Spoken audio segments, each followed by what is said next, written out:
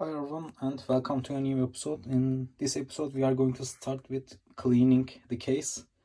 And this is my work area. It was originally a kitchen but it's unused, and I use this area for dirty tasks.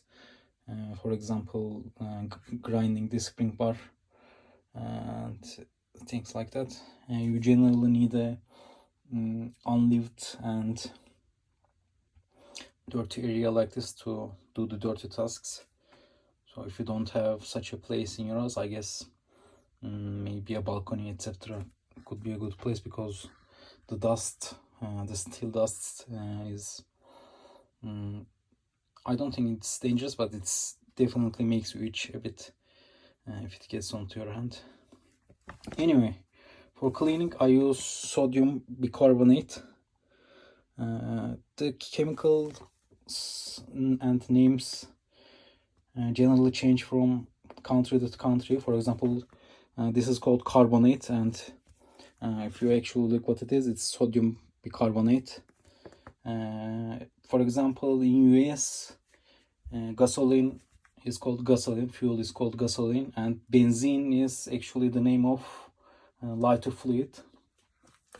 In Turkey, benzene is the fuel gasoline, and for cleaning, for example, I use this special lighter fluid that is marketed for cleaning of machines. So one main issue is that these chemicals have very broad names. For example, Archer, who is a famous Omega watchmaker, uses alum regularly, but the alum you buy in Turkey is a different chemical, has a different chemical formula, so it doesn't do the same task. It doesn't do that task efficiently. Anyway, so basically I use sodium bicarbonate for cleaning, exact chemical formula.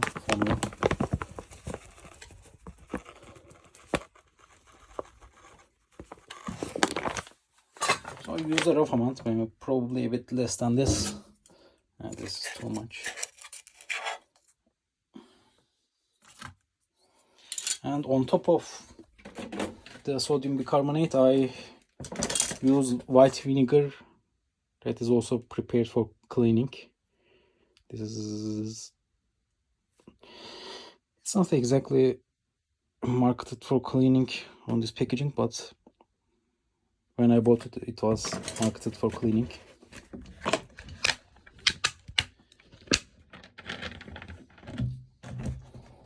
You have to pour it very slowly because it bubbles, and you have to put the bicarbonate first, otherwise you have an extreme spill on your hands.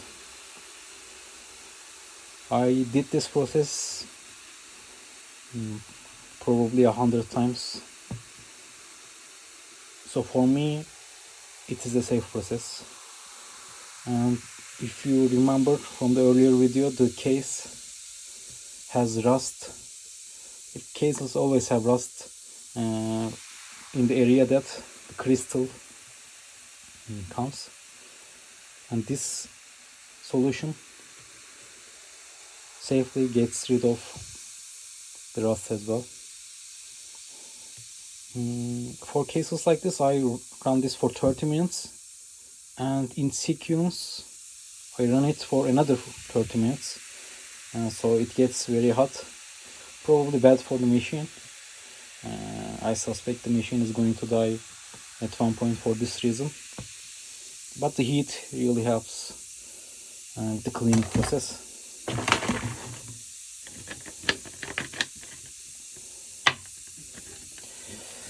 I dip crystals in here too. Sometimes in the past I've even throw in the case with the crystal on it, but ultimately I don't think it's safe for the acrylic crystal because of the heat. So if you turn up the heat and let the machine run and heat up, I don't think that is safe for the crystal. Did anything happen? No, nothing happened, but still, for example, a crystal could have surface cracks and would be in a usable form, and this could force those cracks to form further from the heat and make the crystal unusable. But on another angle, maybe it should force that issue. I mean, it should enlarge the cracks. If the crystal is cracked, it can potentially bring humidity in, so maybe it's a good thing too. I don't know.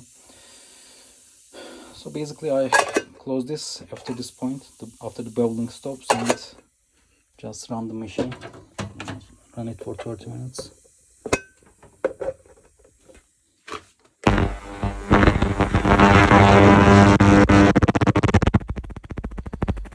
Actually I didn't put the crystal ring that I removed, but I'm going to leave that crystal ring for a while as well.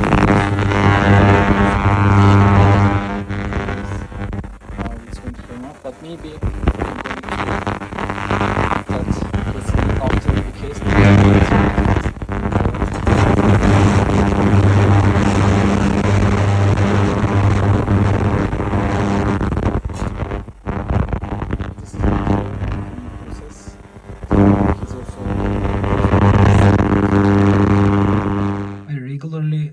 Take out the case and just run a toothpick through. 1 minute, let me just try to stabilize this, and run a toothpick through the inner seams of this bezel. So basically in between the bezel and the case,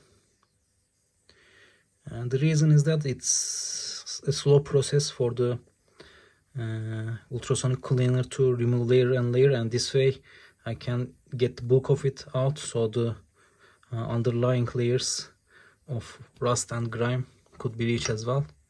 It's also a good idea to remove the gasket as well, but it's usually stuck in there, so maybe after running it for an hour or so it comes out on its own.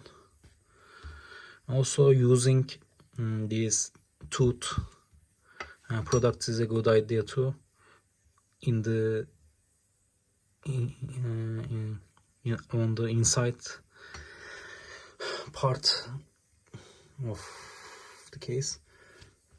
As a warning, cases are very easily scratched, so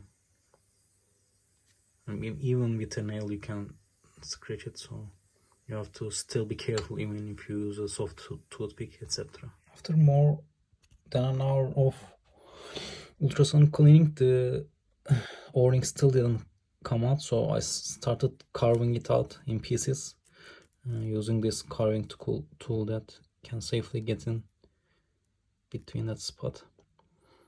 So basically this watch proved very challenging in this regard. Usually the hardened o-ring comes out easily. I recently learned that these were actually o-rings. I always thought they were gaskets since they are very hard and have a specific shape, but it turns out they were o-rings, and just they became like gaskets over time and hardened. After getting the parts out of the ultrasonic cleaner, I rinsed them with regular tap water and immediately run them through a hair dryer.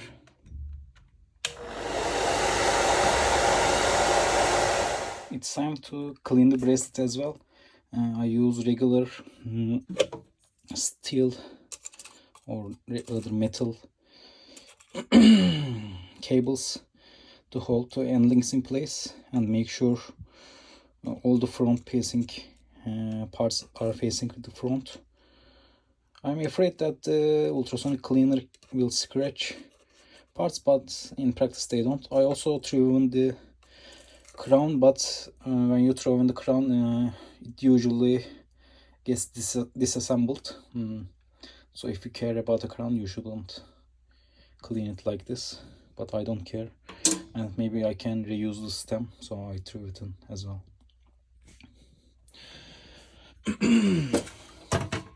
After the case cleaning, the water is relatively clean, but usually